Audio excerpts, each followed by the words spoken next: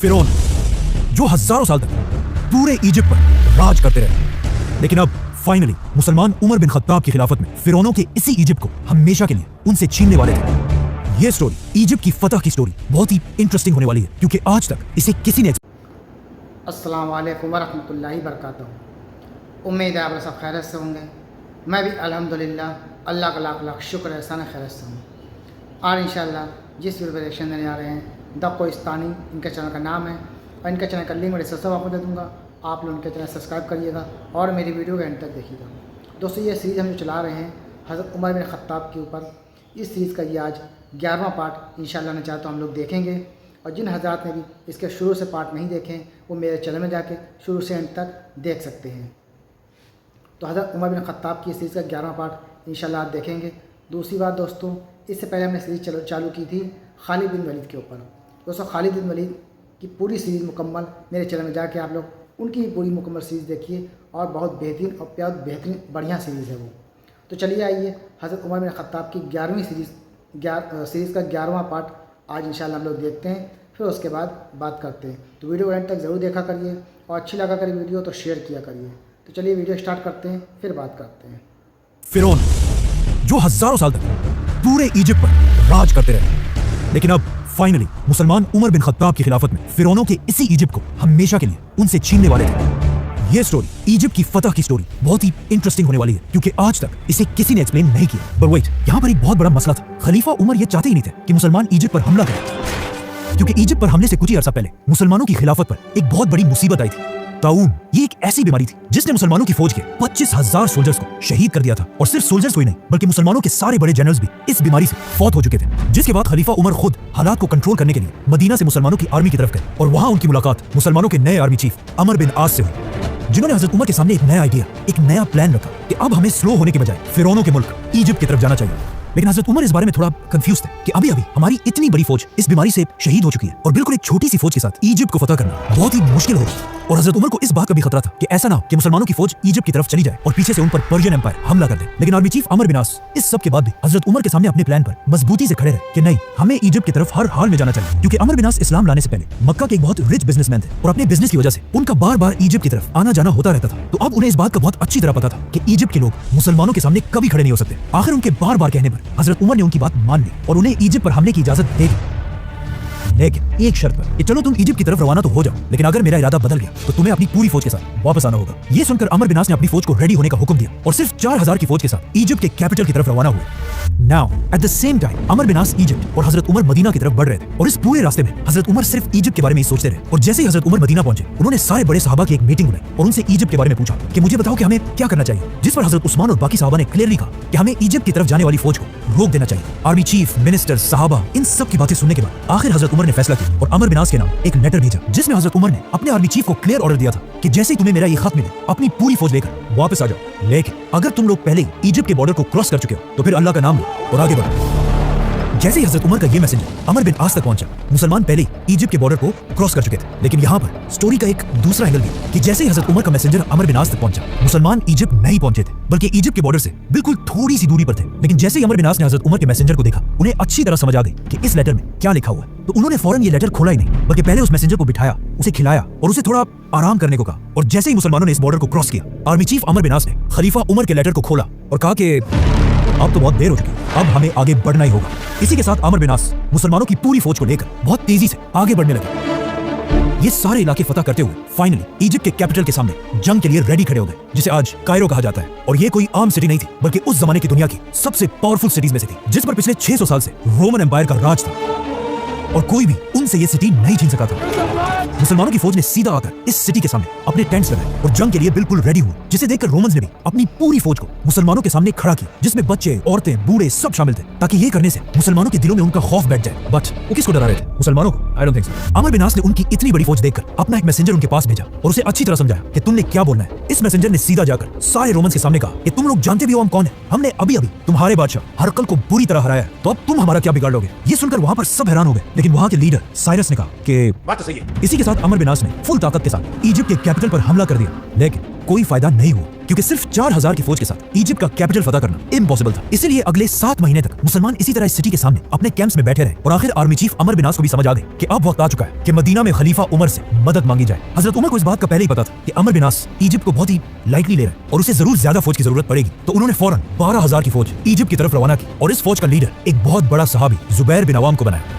हजरत उमर जुबैर रज़ियल्लाहु अन्हु की इतनी इज्जत किया करते थे कि उन्होंने अपनी वफात के बाद खलीफा बनने वाले 6 लोगों में से एक जुबैर बिन अवाम को भी नॉमिनेट किया था, जिसे फिर हम बाद में एक्सप्लेन करेंगे, तो सब्सक्राइब। तो अब ये नई फौज भी आकर अमर बिन आस के साथ इजिप्ट में मिल गई और इन दोनों फौजों ने मिलकर बिल्कुल खालिद बिन वलीद के स्टाइल पर हमले का एक नया प्लान बनाया। अगले दिन रोमन फौज अपने किले से बाहर निकली और दोनों फौजें एक दूसरे के आमने सामने हुई और जंग शुरू हुई। कुछ ही देर की जंग के बाद अचानक मुसलमान जंग से पीछे हटने लगे और आहिस्ता आहिस्ता जंग के मैदान से इतना पीछे आ गए कि ऐसे लगने लगा कि अब फाइनली मुसलमान ये जंग हार जाएंगे। लेकिन एग्जैक्ट इसी टाइम मुसलमानों की एक दूसरी फौज आकर रोमन्स के फौज के पीछे खड़ी हो गई। ये देखकर अमर बिन आस ने दोबारा हमले का हुक्म दिया। इस तरह मुसलमानों ने रोमन्स की फौज को हर तरफ से घेर लिया और फिर इन्हें क्रश कर दिया। लेकिन इस सब के बाद भी मुसलमान इस सिटी में दाखिल ना हो सके। आखिर एक दिन जुबैर बिन अवाम रज़ियल्लाहु अन्हु ने तंग आकर एक बहुत ही बोल्ड डिसीजन लिया और अपने कुछ ही साथियों के साथ रात के अंधेरे में इस सिटी के अंदर दाखिल हुए और सीधा जाकर मुसलमानों के लिए गेट खोल दी। ये देखकर मुसलमानों की पूरी फौज इजिप्ट के कैपिटल में एंटर हुई और इस सिटी को फतह करके यहाँ के गवर्नर को ढूंढने लगी। But it was too late. Governor पहले इस सिटी को छोड़कर इजिप्ट की सबसे पावरफुल सिटी अलेक्जेंड्रिया की तरफ भाग चुका था। नाउ गवर्नर भाग तो गया था, लेकिन उसके दिल में मुसलमानों का इतना खौफ बैठ चुका था कि उसने यहाँ से भागते ही मुसलमानों की तरफ एक लेटर भेजा कि अब और बस है, मैं पूरे इजिप्ट को हजरत उमर के सामने सरेंडर करने के लिए तैयार हूँ। अमर बिन आस ने गवर्नर की इस रिक्वेस्ट को बिल्कुल रिजेक्ट कर दिया, क्योंकि उन्हें पता था कि मुसलमानों की जंग इस गवर्नर से नहीं बल्कि रोमन एम्पायर के बादशाह से। आर्मी चीफ अमर बिन आस ने इजिप्ट के सरेंडर की ये ऑफर एक्सेप्ट तो कर ली, लेकिन जब रोमन एम्पायर के बादशाह हेराक्लियस को अपने गवर्नर के इस सरेंडर का पता चला तो उसे गवर्नर की इस बुजदरी पर बहुत गुस्सा आया कि इसकी औकात क्या है, इसने मुझसे पूछे बगैर पूरे इजिप्ट को सरेंडर कर दिया। जिसके बाद उसने सारे रोमन फौज को मैसेज भेजा कि गवर्नर की बातों को छोड़ो और मुसलमानों के साथ आखिरी जंग के लिए तैयार हो जाओ। मुसलमानों के आर्मी चीफ अमर बिन आस को भी समझ आ गई कि अब रोमन एम्पायर का बादशाह आखिरी दम तक लड़ने के लिए तैयार है, तो उन्होंने भी अपनी आर्मी को अलेक्जेंड्रिया की तरफ जाने का हुक्म दिया। अब यहाँ पर एक बहुत ही इंटरेस्टिंग स्टोरी है कि जब मुसलमान अपना सामान पैक कर रहे थे और अपने टेंट्स को बांध रहे थे, तो अमर बिन आस रज़ियल्लाहु अन्हु भी अपना टेंट बांधने के लिए गए। तो वहाँ उन्होंने देखा कि उनके टेंट के अंदर ही एक कबूतर ने अपना घोंसला बनाया हुआ है और साथ उस कबूतर के बच्चे भी थे। तो अब अमर बिन आस ने इस कबूतर के घर को बचाने के लिए इस टेंट को यहीं पर रहने दिया। ये टेंट बहुत ही इंपॉर्टेंट है, क्योंकि आने वाले वक्तों में हर मुसलमान ने इस टेंट को एक निशानी के लिए यहीं पर रहने दिया और इसी टेंट के आसपास आबाद होने लगे। नाउ अरबी में टेंट को फुस्तात कहा जाता है और आगे जाकर इसी कबूतर के टेंट की वजह से इजिप्ट के कैपिटल का नाम ही फुस्तात पड़ा, जो आज तक इजिप्ट का कैपिटल है और उसे कायरो कहा जाता है। Let's come back to the story. Romans की कुछ ही अरसे बाद मुसलमान भी इस सिटी के पास पहुंच गए और इस सिटी को देखकर बिल्कुल हैरान रह गए, क्योंकि अलेक्जेंड्रिया अलेक्जेंडर द ग्रेट के नाम पर बनी एक बहुत बड़ी सिटी थी और हजरत उमर ने अपनी पूरी खिलाफत में इससे बड़ी सिटी पर कभी हमला नहीं किया था, जो दमेस्कस और मदईन जैसी सिटी से भी बहुत बड़ी थी। मुसलमानों ने यहाँ पहुंचकर इस सिटी को फतह करने की बहुत कोशिश की, लेकिन मुसलमानों की सारी कोशिशें बिल्कुल फेल होती रही और अगले 6 महीने तक मुसलमान इस सिटी के दरवाजों के सामने बिल्कुल बेबस बैठे रहे और मुसलमानों के मोराल को और तोड़ने के लिए रोमन बादशाह ने एक बहुत बड़ी फौज मुसलमानों के साथ जंग के लिए तैयार की। अब फाइनली ये लग रहा था कि खलीफा उमर कभी भी इजिप्ट को फतह नहीं कर पाएंगे और मुसलमानों की फौज यहाँ से मायूस होकर वापस चली जाएगी। लेकिन अचानक यहाँ पर एक बहुत बड़ा ट्विस्ट आया और सारी सिचुएशन बिल्कुल बदल गई। अचानक रोमन एम्पायर के कैपिटल इस्तांबुल में द ग्रेट रोमन एम्पायर का आखिरी पावरफुल बादशाह हेराक्लियस 30 साल की हुकूमत के बाद मर गया, जिसके बाद उसके जवान बेटे ने आकर अपने बाप का तख्त संभाला। इस यंग बादशाह से रोमन एम्पायर की बहुत उम्मीदें थी कि ये जरूर मुसलमानों से हमारी खोई हुई ताकत को छीनेगा, लेकिन सिर्फ कुछ ही दिन तख्त पर रहने के बाद इस बादशाह की सुतेली माँ ने इसे मार दिया और अपने बेटे को रोमन एम्पायर की तख्त पर बिठाया। लेकिन ये देखकर रोमन एम्पायर के जनरल्स और आवाम को बहुत सख्त गुस्सा आया, जिसके बाद यहाँ पर रोमन एम्पायर में एक बहुत बड़ी सिविल वॉर स्टार्ट हुई, जिसके बाद वो फौज जिसे हेराक्लियस ने मुसलमानों से लड़ने के लिए भेजा था उसे मजबूरन वापस जाना पड़ा। ये सिविल वॉर इतनी बड़ी कि बस सभी एक दूसरे को मारने लगे। लेकिन जब हालात थोड़े कंट्रोल हुए तो रोमन एम्पायर के तख्त पर एक नया बादशाह बैठा हुआ था, लेकिन मसला यह था कि इस नए बादशाह की एज सिर्फ और सिर्फ 11 साल थी। अब आप मुझे बताएं, जब एक 11 साल का लड़का खलीफा उमर के सामने खड़ा होगा तो उसके साथ क्या होगा? खलीफा उमर रज़ियल्लाहु अन्हु मदीना से रोमन एम्पायर की इस सिविल वॉर को बहुत गौर से देख रहे थे और उन्हें समझ आ चुकी थी कि इजिप्ट फतह करने का यही बेस्ट टाइम है। तो उन्होंने फौरन मदीना में एक लेटर लिखा और अपने मैसेंजर को ऑर्डर दिया कि फुल स्पीड ये लेटर इजिप्ट में आर्मी चीफ अमर बिन आस तक पहुंचाओ। ये मैसेंजर दिन रात एक करके बहुत तेजी से इजिप्ट पहुंचा। जैसे ही अमर बिन आस ने ये लेटर खोला, इसमें हजरत उमर ने क्लियर ऑर्डर दिया था कि अमर फौरन मुसलमानों की पूरी फौज को एक जगह जमा करके मेरा ये लेटर उन सब के सामने पढ़कर सुनाओ। आर्मी चीफ अमर बिन आस ने बिल्कुल ऐसा ही किया और मुसलमानों की पूरी फौज को जमा करके उनके सामने हजरत उमर का लेटर खोला और कहा, है मुसलमानों, तुम्हें क्या हो गया है? तुम पिछले 2 साल से लड़ रहे हो और अब तक इजिप्ट फतह नहीं कर सके। मुझे इस बात का खतरा है कि तुम रसूल अल्लाह और कुरान के बताए हुए तरीकों को भूल चुके हो और बिल्कुल हमारे दुश्मनों की तरह दुनिया की मोहब्बत में खो चुके हो। याद रखना, अल्लाह ऐसी कौम की मदद कभी भी नहीं करता। तो अब मैं तुम्हारे दिलों को मजबूत करने के लिए तुम्हारी तरफ एक नई फौज भेज रहा हूँ। तो अब अपनी इन पुरानी हरकतों से बाज आओ और उठो, अपने घोड़ों को ठीक करो, अपनी तलवारें निकाल लो और रोमन से एक आखिरी जंग लड़ने के लिए तैयार हो जाओ, ताकि मुसलमान इजिप्ट को हमेशा हमेशा के लिए इस्लाम के कंट्रोल में ला सके। हजरत उमर के इस लेटर को पढ़ने के बाद मुसलमानों की फौज का जज्बा इतना बढ़ा कि उन्होंने अपनी तलवारें उठाई और अलेक्जेंड्रिया की सिटी पर ऐसा हमला किया कि रोमन्स इस हमले के सामने बिल्कुल बेबस हो गए और अपनी दीवारों, गेट्स, टावर्स को छोड़कर हर तरफ भागने लगे और मुसलमान फाइनली इस सिटी में दाखिल हुए। यहाँ के गवर्नर साइरस ने जब ये सब अपनी आंखों से देखा तो उसे समझ आ गया कि एक 11 साल का बच्चा खलीफा उमर का मुकाबला कभी भी नहीं कर सकता, तो अब और लड़ने का कोई फायदा नहीं है। इसी के साथ उसने अपना कलम उठाया और पूरे इजिप्ट को हजरत उमर की खिलाफत के सामने सरेंडर कर दिया और इस तरह इजिप्ट, फिरौनों का मुल्क, मुसलमानों के कंट्रोल में आया।